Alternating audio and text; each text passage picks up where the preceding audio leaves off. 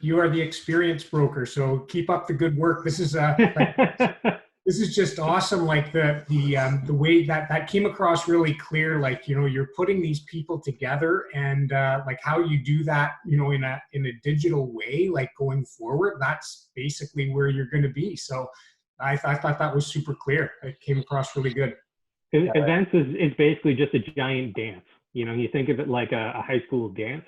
All we're trying to do is help people find the right partner faster.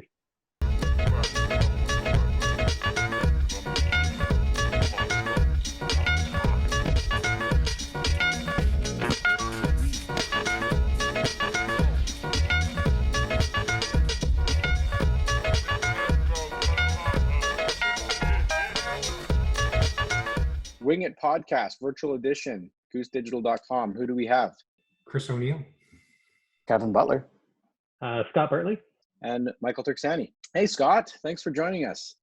Oh, thanks for having me on. Yeah, well, this is going to be, I think, a really valuable one for our listeners and for people in the industry to kind of hear from you guys and offer some perspective of, you know, companies that are usually used to face-to-face interaction. But why don't you give us a little background of you and how you came to work with Goose Digital for the last little bit here?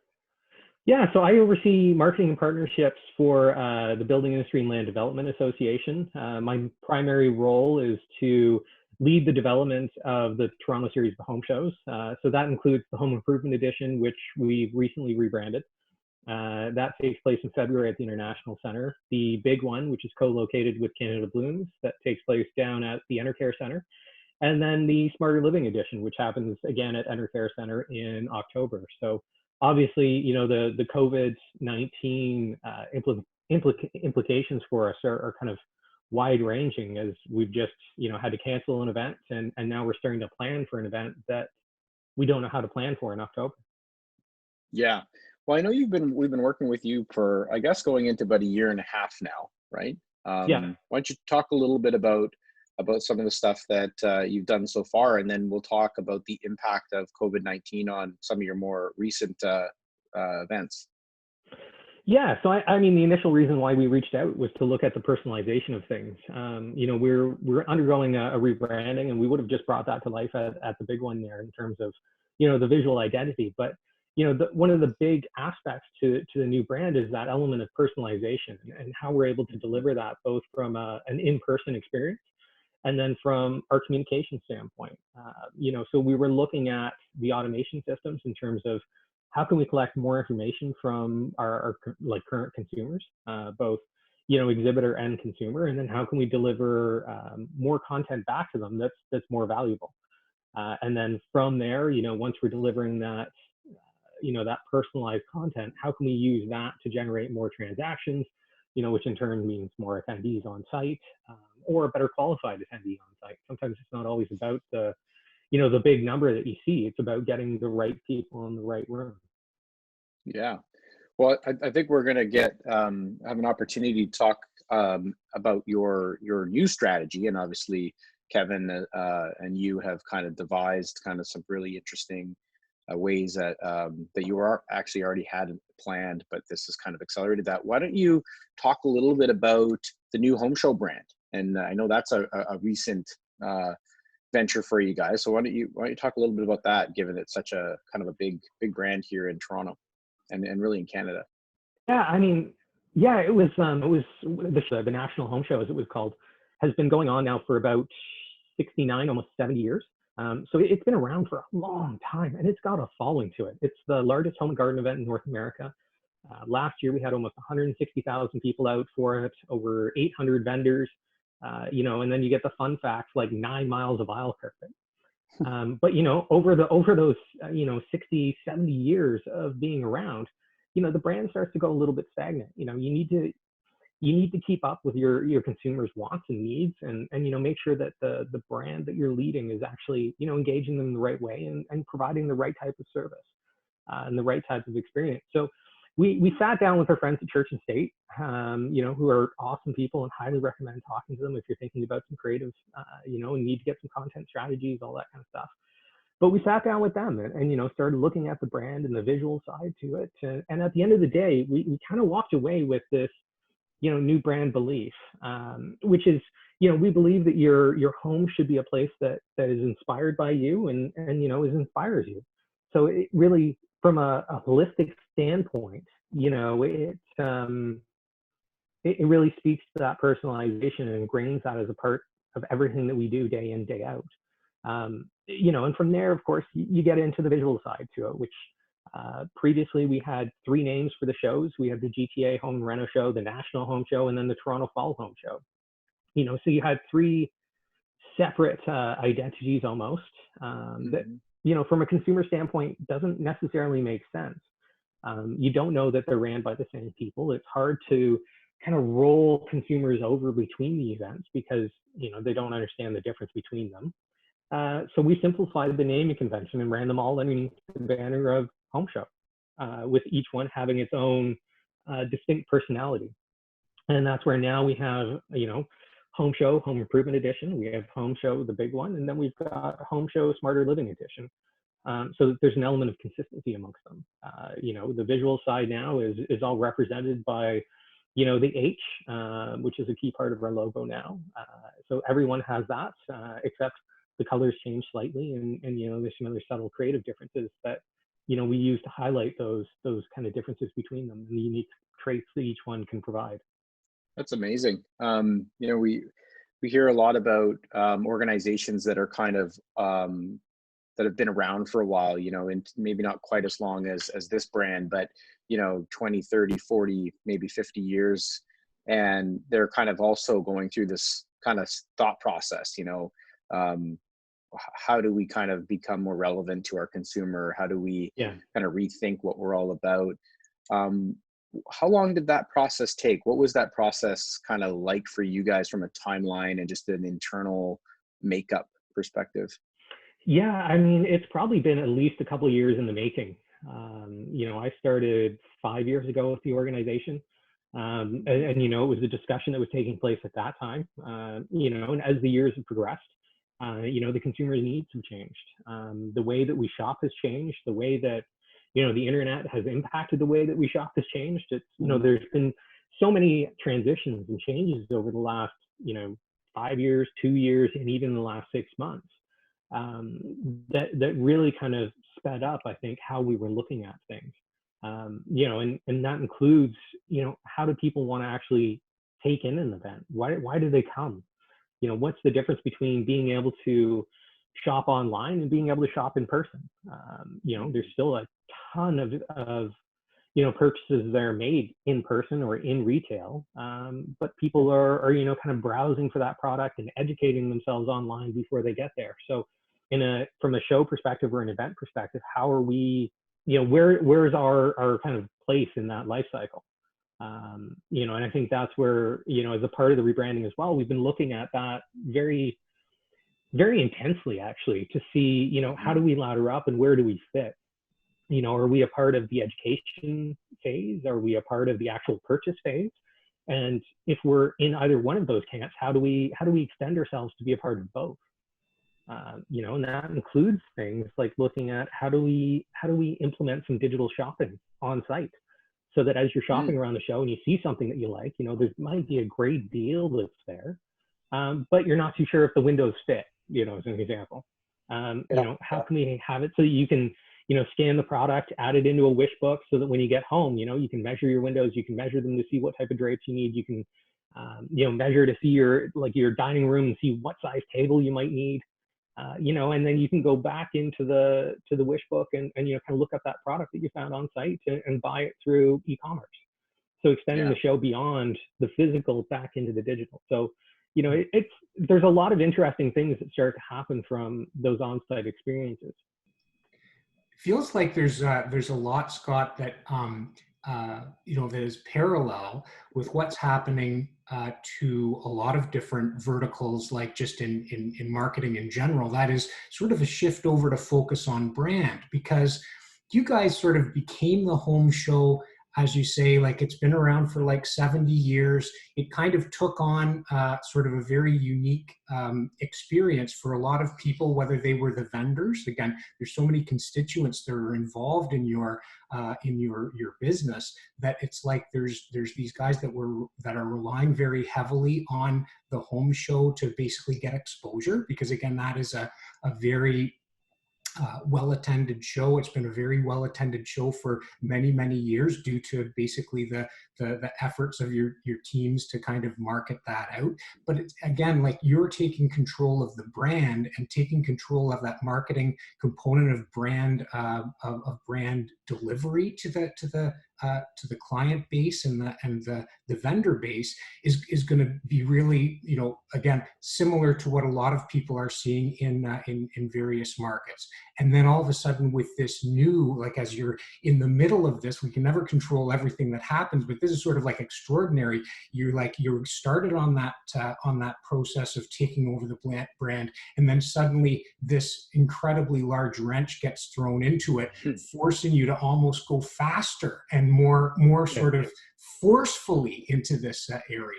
You talk a little bit about that, because why don't you talk about the path, right? Yeah, talk about the impact, Scott, of talk us through the COVID-19 schedule, because you guys had some pretty unprecedented kind of timings there that were right down to the wire. Why don't you talk a bit about that, and then what's kind of transpired over the last 4 weeks? Yeah, so, you know, we were, so essentially the big one, you know, home show, the big one co-located with Canada Blooms, was set to open on March 13th.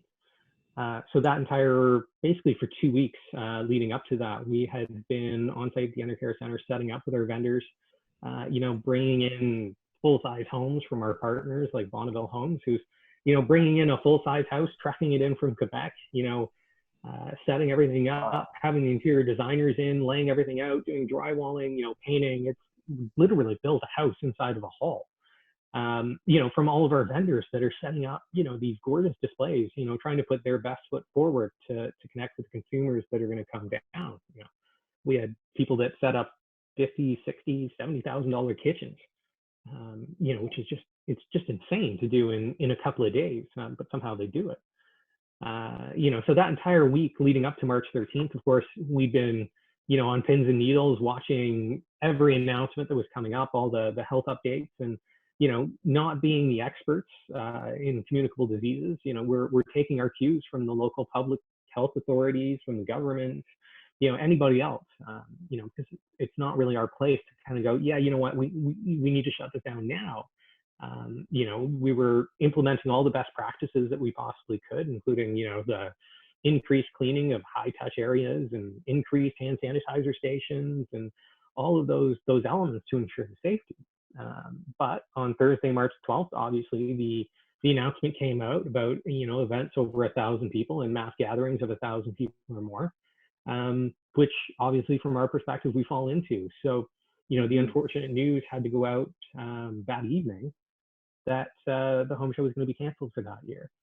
You know, which is heartbreaking to watch. You know, it's heartbreaking to make the announcement. It's heartbreaking to watch. We've had 700-800, you know, vendors, many of whom are small, medium-sized, that have invested, you know, their year's worth of marketing dollars into creating an experience for a customer that is never going to get there. You know, so we've had to kind of take a step back now and look at them and kind of go, well, yeah, this sucks. Like, this sucks for us from a financial perspective, because obviously we've invested, you know, money into rent, into decorations, you know, into marketing, because at that point, you know, 70% of our marketing spend and our media spend's already been done. You know, and now you've got all these vendors and exhibitors that are right there alongside of us that, you know, have done the exact same thing. So, you know, if this was to end tomorrow, as a quick example, you know, there's quite a few vendors that we know of that, you know, this is their entire marketing budget, essentially. So if this was to end tomorrow, they have no leads for the rest of the year. So, you know, a lot of businesses, you can reopen. If you're retail, you can reopen, you know, people can come back into the store.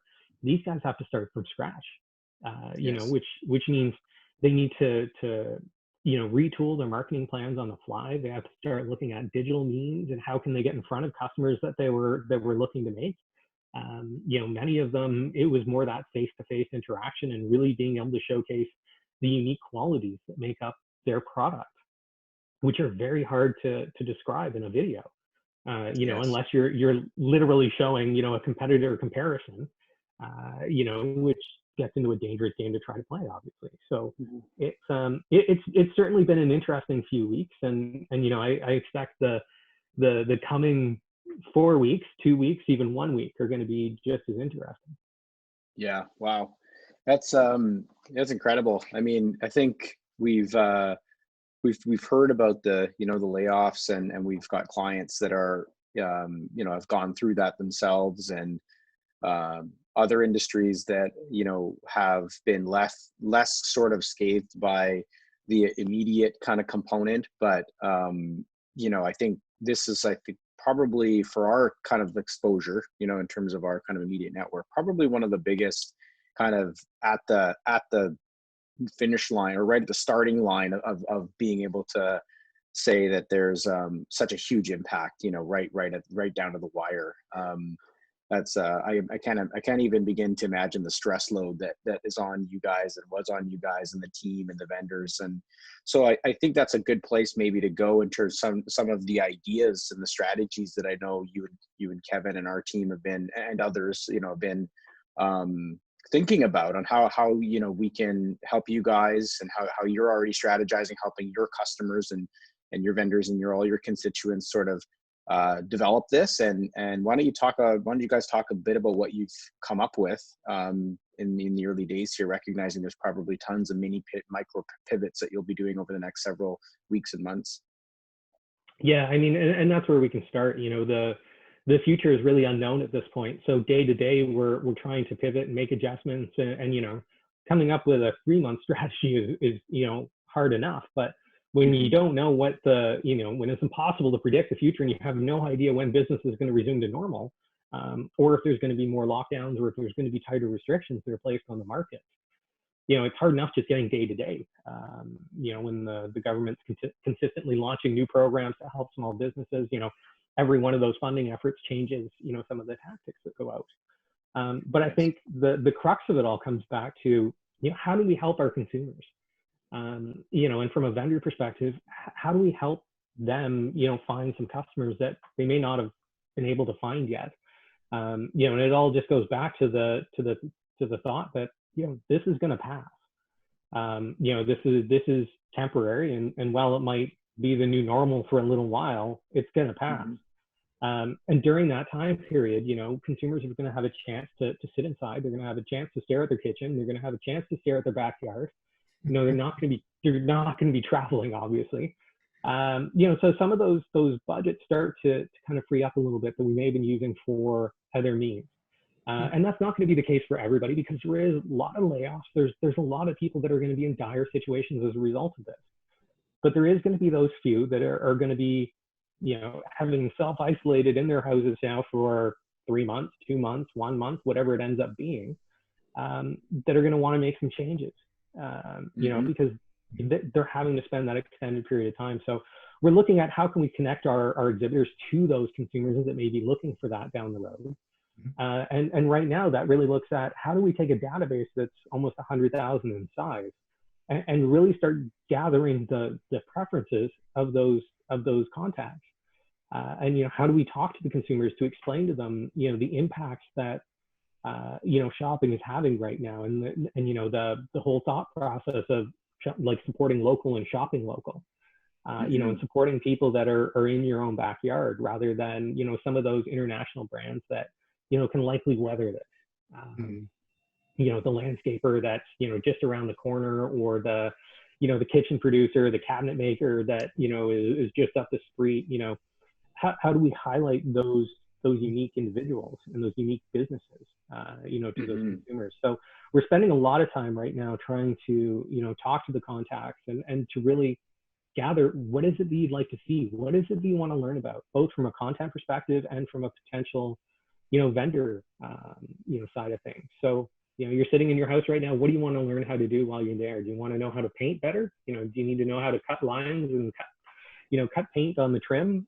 You know, do you want to know how to build a deck so that when this is done and you can get outside and really get your hands dirty, that you have the basic skills to be able to do it? You know, obviously with the caveat that, you know, anything DIY is hard, and, you know, when it gets to a certain point, you should be calling an expert. But, you know, taking those preferences and then really utilizing those to deliver a compelling message that's relevant to the consumer, that includes some of those vendors that can help support them.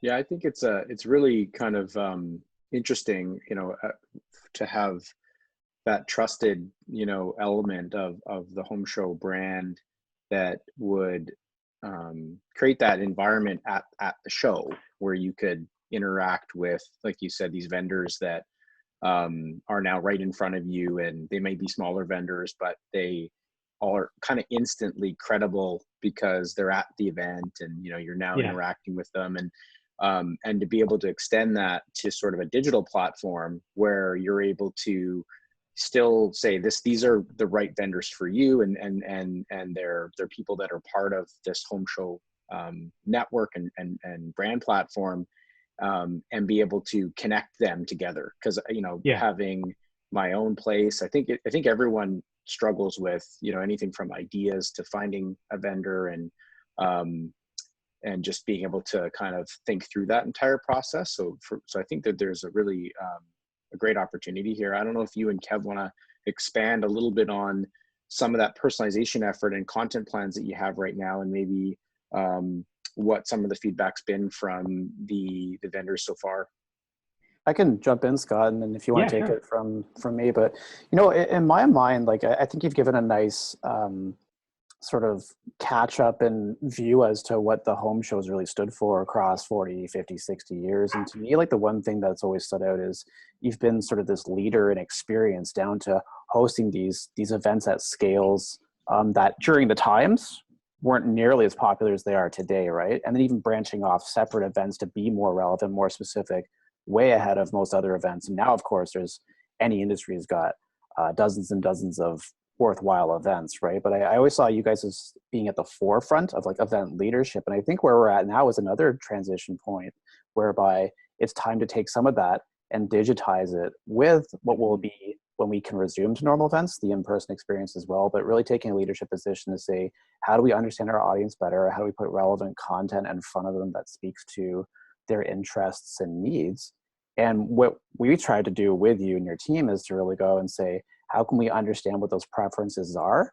And then from there, create content that feeds into itself to be able to go and, I don't know, delight and please and even surprise these readers based on what their interests are, down to whether it's storage and organization, outdoor living, etc. And then that in turn helps the vendors as part of your broader home show community, whereby they can connect with things that are actually value add. And it's less of a sales pitch jamming down people's eyeballs and throats. Yeah. It's more about, hey, this is something you're interested in. This is something that we solve and serve for very well.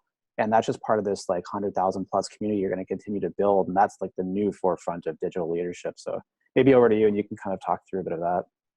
Yeah, I mean, that's going to be that real, you know, that big thing for us. And you know, that goes right back to the heart of the new brand that we're trying to bring to life, is that it's really that shift to, you know, personalization. You know, while houses might be built the same, you know, not everybody is the same. You know, and each house should be individualized to your own personality, to your own taste, and you know, not one room should look the same as somebody else's room. You know, so it's great when you get this mass feedback from you know, the internet that tells you this is the new trend, but is that your trend? And you know, is that on point with what you want to see? And that's I think what, you know, we're really looking to do in this next step of the digitization is to figure out, how can we help somebody personalize their space? You know, one of our big taglines right now for all of our campaigns is your space, your way. So, you know, that needs to trickle right down to everything that we do, from a digital touch point to an email to, you know, our social media. Is how are we helping you create your space, your way? You know, regardless of whether or not that is you know, a big home up in the burbs, or it's a condo downtown, or it's just a rental unit. There's Yes. things that you can do to any one of those that you can personalize to make it your space. And that's where I think we really get into the personalization that we've been working with, and working on with Goose. Is how do we deliver that content out so that it is, almost a one-to-one communication as much as we can be from a content delivery standpoint.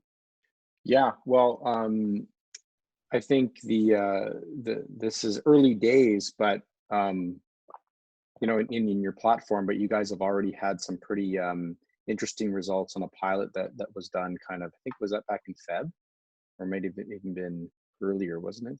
Oh, you're talking the fall home show where Oh, it was the fall one that you, that you guys. Yeah, I can talk to that quickly. I think this is a really nice blend of technology versus actual execution and experience for the end consumer, but understanding when they were purchasing tickets online, what the areas of interest are, categorized into 4 separate sort of high-level categories. And then basically there was the pre-event fall home show communications, helping generate excitement, interest, and even positioning certain relevant attractions as part of the event if someone said they were interested in storage and living. Sorry, that's my current obsession right now, given COVID and sort of social distancing. I think that's a lot of people. Yeah, but if that was sort of the category in which they were most interested, what we were able to do is have personalized content areas in each of the emails leading up to that event to say, this is an attraction or a session going on with a thought expert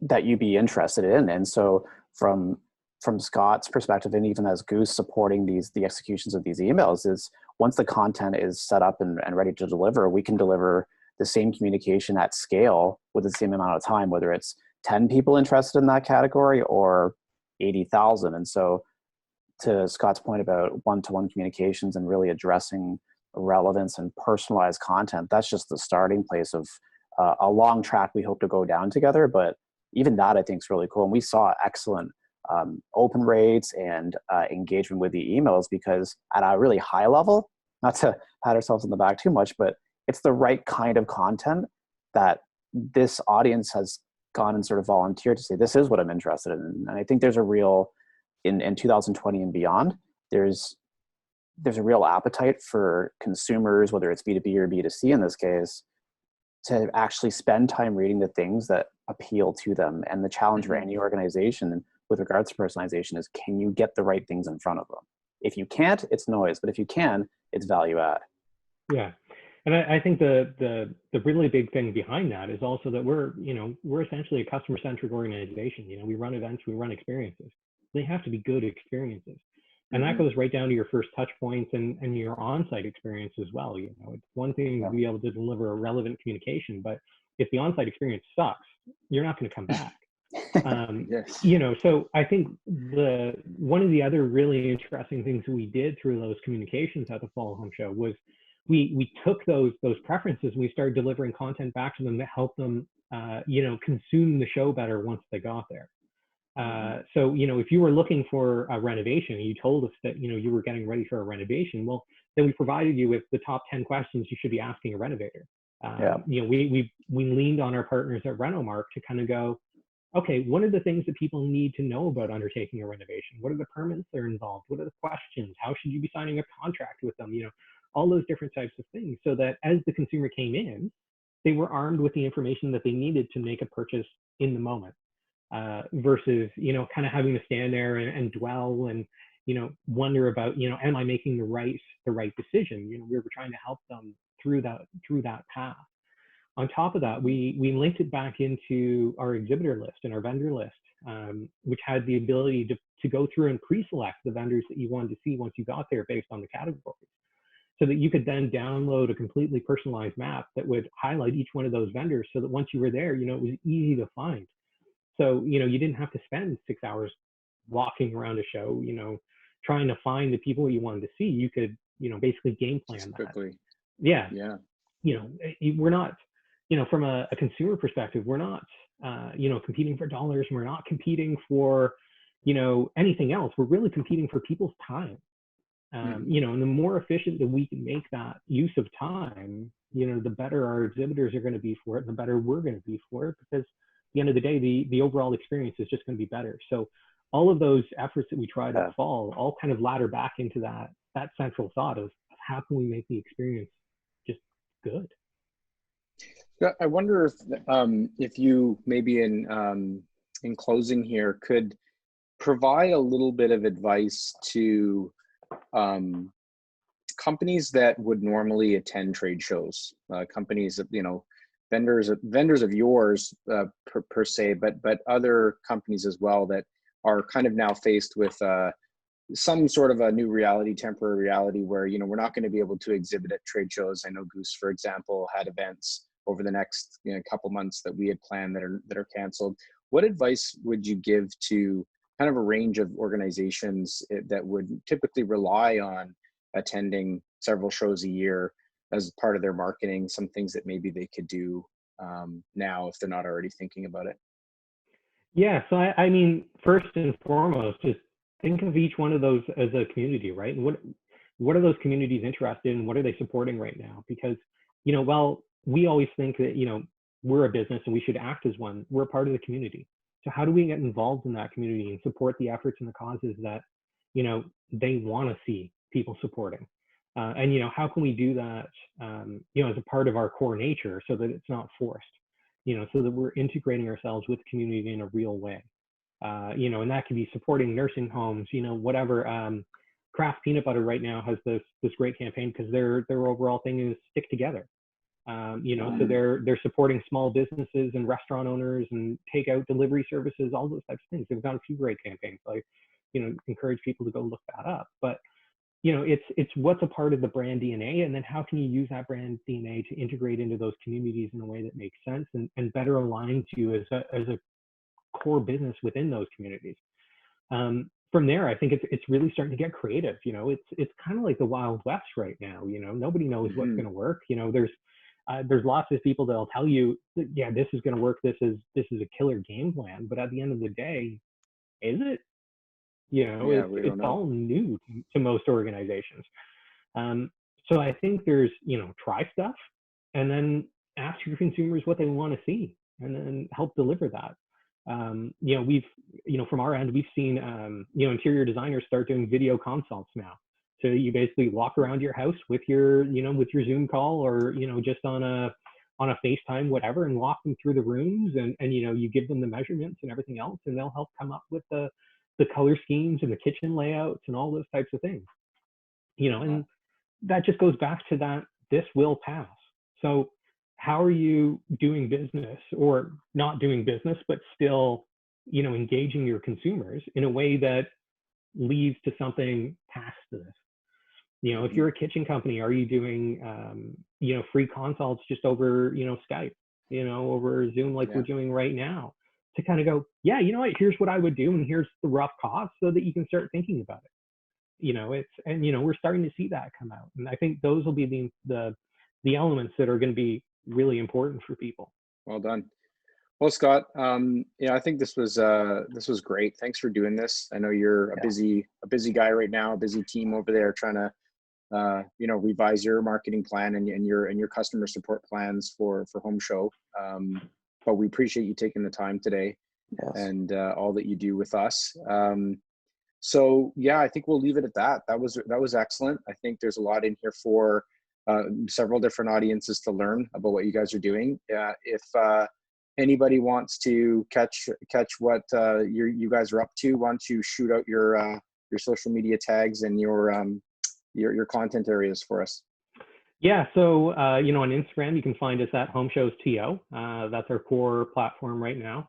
And if you want to check us out on the web, we've got some of the rebranding that's up there, and you know, some of the new imagery, all that kind of good stuff, along with our vendors. That if you're looking for something, highly encourage you to check them out, whether or not they're from our event or any other event. You know, Green Living Show, you know, the fishing shows, any of those guys, they all have vendors that could definitely use your support. So, you know, check them out. Our website's torontohomeshows.com if you want to swing by there, you know, or just do a quick Google search and you'll find tons of different events that you know, with vendors that could really use any support that you're willing to offer.